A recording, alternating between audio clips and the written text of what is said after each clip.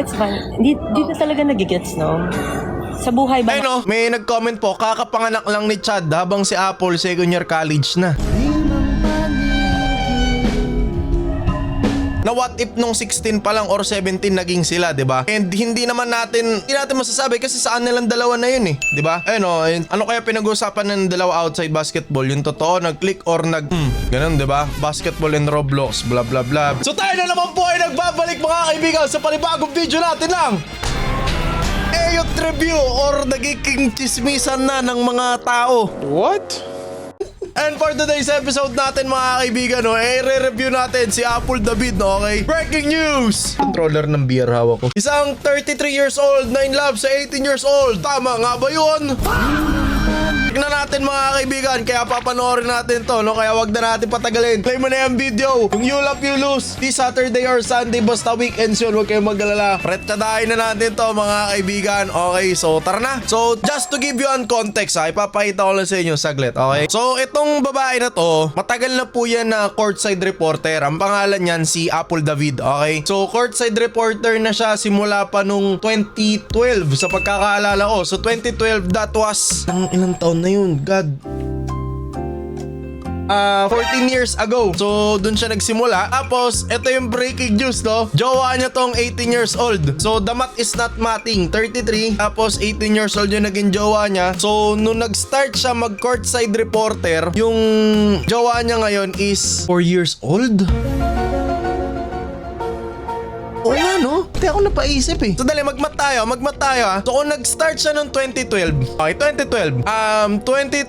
Nagmat Kuya King. 2026 minus 33. So 1993 siya. So 1993 minus 2012. 19 siya noon, itong babae. So 19 years old siya noong 2012. Ngayon, itong lalaki, pinanganak siya 18, di ba? 2026 minus 18. So 2008. 2008 minus 2012 minus 2008.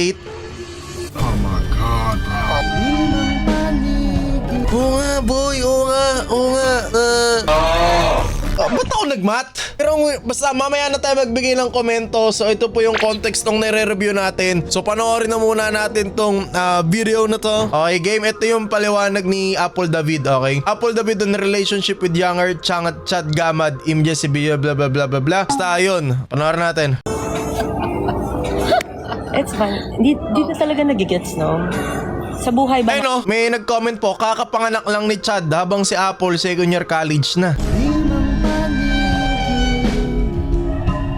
Alam mo yun, the more na naiisip ko, the more na hindi ko hindi bumabarena sa utak ko eh. Alam mo yun, pero mamaya na natin bigyan ng komento or argumento. Panoorin muna natin yung statement niya, okay? Atin lagi tayo nakakapili. Paano yung mga bagay na biglang dumating na lang na sitwasyon? Okay. Tapos, sometimes you just can't explain it. I cannot explain it. Okay. So, I guess, kahit anong ingay gawin nyo, kahit paabutin nyo pa sa kabilang universe tong issue, kahit ano pang bashing yun sabihin nyo, saan kayo aabutin yan? Kayo lang yun nasa stress. Have a choice to masama bang bigyan ng chance yung nag-click eh. Anong gagawin ko? Nag-click eh. What am I supposed to... Eto na, okay na. Okay na ako dun sa context na yun Okay na ako dun. So alam naman natin lahat, Professor King, love is a choice. Gets naman natin, love is a choice, no? Kaya nga sabi niya, choice niya, na binigyan niya yung 18 years old ng chance na ligawan siya. Pero, tama ba yun? What? Hindi ko sila ginajudge, Hindi ko sila ginajudge. Hindi lang talaga nagpa-process sa utak ko. Alam mo yung pumapasok dito. Tapos gumagano, no? Tapos ikot. Naiiwan lang sa utak ko eh. Kasi, unspoken rule yan Or sabihin na natin na isusulat yan na pangit nan or should I say, hindi tama in a way. 33 siya, tapos 18 yung jowa niya. I don't know. Siguro lang, para sa akin kasi sa POV ko POV ko, syempre 28 na ako. Ganyan, so on and so forth. 28 na pala ako. But anyways, yun. Ang 18 years old kasi guys, para sa akin lang naman, 18 years old hanggang 23 years old is yan yung peak years ng mga kabataan, hindi lang lalaki kundi sa babae. Yan yung peak years to explore before adulting. Kasi pag nag-start ka ng 25 years old, bang, adulting na yan, 'di ba? So, alam niyo yung term na ninakawan niya ng youth, parang youth, hindi youth What? Youth, ninakawan niya ng kabataan yung lalaki kasi syempre, basta ang dami kong gustong sabihin pero finifilter ko muna sa bunganga ko kasi baka may masabi akong mali. Pero ang masasabi ko na lang dyan, Kuis, no, masyadong malayo talaga yung age gap. Kumbaga si ate, nung 80 siya, nag-college na siya, nag-graduate siya, nagkatrabaho siya, nagpaayang stanas na siya, dami niya nang nadaanan na pa sa buhay niya, turning, 33, 34 na siya. So, ang layo na. Kumbaga, yung save file niya, 100% na hindi naman 100 totally. Pero sa ganito na lang, in gaming terms, para yung binoost sa laro kasi siya, mataas na yung level niya. Tapos yung boyfriend niya, wala pang XP. Kasi kakapasok lang nung lalaki sa yun nga, 18 years old to 24. Yun yung years before adulting. So, syempre, nag-shift yung utak niyan eh. Alam nyo, hindi pa buo yung frontal lobe niyan. Basta yung utak dito, yung sinasabi nila, no? So, yung decision making nung lalaki, medyo magulo pa yan. Diba? Nakita natin na professional basketball player na sa Letran. So, alam nyo yun, pagka-graduate niya sa Letran, either magpi-PBA yan, either mapupunta yan sa MPBL, either mapupunta doon yan sa Japanese League, yung pangalan na to yung Pogi, si Dwight Ramos, galing yun. Tapos either mapupunta rin siya sa KBL, yung kay Lakay, sino yun yung malakas dumakda? Si Lakay, basta yung sa Korea. So, maraming path, alam nyo yun, maraming pathway. So, dami, alam nyo yun, ang dami. Tapos, si ate girl, 33 na ngayon. So, ilang years na lang, alam mo yun, she's hitting 40 years old na. So, sabihin na natin 7 years, so on and so forth. So, alam nyo yun, ilang taon na lang siya pwedeng bumuo na family or mag-anak, etc. Ganun. Kaya hindi nagpa-process sa utak ko. Ang problema lang dito, yun nga, hindi siya talaga... Gusto ko kada AOT review natin gigit na lang tayo eh. Bakit ba nagiging seryoso yung mga AOT review? Dapat nakakatawa lang to para. Ano lang nangyayari? Hindi nagsisink in sa utak ko. Ano ba kasi nag-request dito? Pero sige, bigyan natin ng sabihin na natin, kunwari, papaliwanag natin yung side ni ate girl kasi syempre, 90% negativity kasi yun nga, 18 yung lalaki, 33 yung babae, marunong na maglaro si ate, alam nyo yun, nakuha niya na lahat. Hindi naman lahat totally, pero lahat ng experience from 18 to 33, si lalaki papunta pa lang dun. So unspoken rule yan eh, alam nyo yun. Pero on the other side, sige, love knows no bounds, sabi nga nila, diba? Sabihin na natin, wala naman talaga mamaling magmahal. Wala maling magmahal, pero alam niyo yun, di talaga nagsisink in sa akin eh. Kaya nga sabi nila dito, may choice naman siya na wag patulan. Ako 25 pero alanganin pa magkagusto sa 21. Pag in love ka, block lahat ng senses mo. Pwede, pero hindi ako, para sa akin, hindi talaga eh, diba? So wag punta na tayo sa meme side na ito. Di ko talaga mapaliwanag, sorry. Kahit anong comprehend ko, kahit gusto ko luminya. Ang nasasabi ko na lang, love knows no bounds eh. Alam mo yun? Sabihin natin, nag-click naman talaga, no? Ang dami naman merong ganito, sabihin na natin sila Idol Big Soto, sila EJ Laure, etc.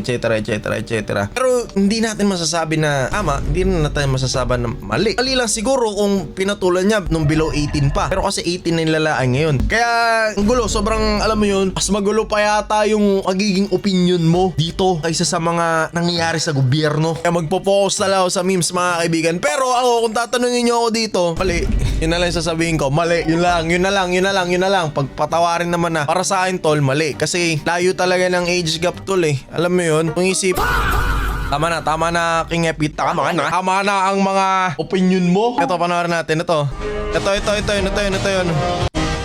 Ayun yun, ito si Apple, tapos ito yung lalaki. Tapos nakilala ko kasi ito si Apple David kasi siniship siya kay Junmar Fajardo, yung malupit na basketball player. Hanapin natin. Yan, ito, yan. Siguro kung sila pa ni Junmar nagkatuluyan, good yun! Kung supportan tunay tayo dun tol, idol ko rin si Junmar, lalo na pag nagdodota siya eh, diba? Pero ayo kasi min eh. Ako, ito na lang, para hindi ako magmukhang kung ano man or bias, i-comment down below nyo sa may baba kung ano yung nagiging opinion nyo. Pero ako, para sa akin, mali yun. Okay, mali yun. Okay, panoorin natin to. Ayan oh.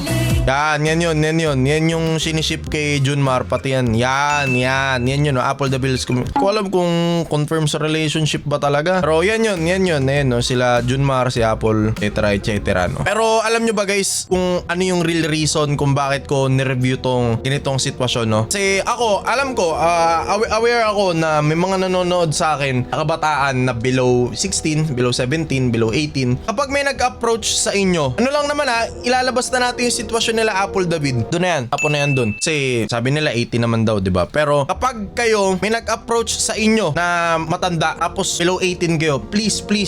Wag na wag nyong i-entertain. Kasi masama 'yun. Okay? Number 1, hindi pa buo yung utak nyo. So madali kayo mamanipulate ng mas matanda sa inyo. And ang matawag na doon is groom. Okay? And kaya masama po ang pedophilia. So hindi ko sinasabing pedophilia sila Apple David binibigyan ko lang kayo ng senaryo na kaya ako ni-review to. Kasi nakikita nyo na ang public opinion is pangit. What more pa kaya kung yun nga no, may mag-approach sa inyo na matanda. Wag na wag nyo pong i-entertain para to sa mga nanonood sa akin na kabataan. Wag na wag nyo pong i-entertain in a form na lalandiin nyo, etc. Ganito ganyan. Kahit sabihin nyo na ay naboboard ako gusto ko siyang kausapin. Wag po, ulitin ko lang, wag po kasi unethical yun and pedophilia na po yung tawag doon. Okay, ulitin ko lang, wag na wag po kayong mag-entertain. Sabihin na natin kakausap. Pero kasi sa ngayon kasi guys, alam ko mga bata pa kayo, hindi nyo alam kasi yun, hindi nyo madi-differentiate yung dinidiskartehan na kayo versus nagiging mabait sa inyo yung matatanda diba? So, kapag nararamdaman nyo na sobrang close na yung kausap nyo na mas matanda sa inyo, seek help. Unang-una, kausapin nyo yung parents nyo or yung sabihin na natin mga tito nyo, basta yung mas nakakatanda sa inyo, i-ask nyo kung tama pa ba yun. Okay, pero para sa akin, pinapayo ko rin to sa lahat ng mga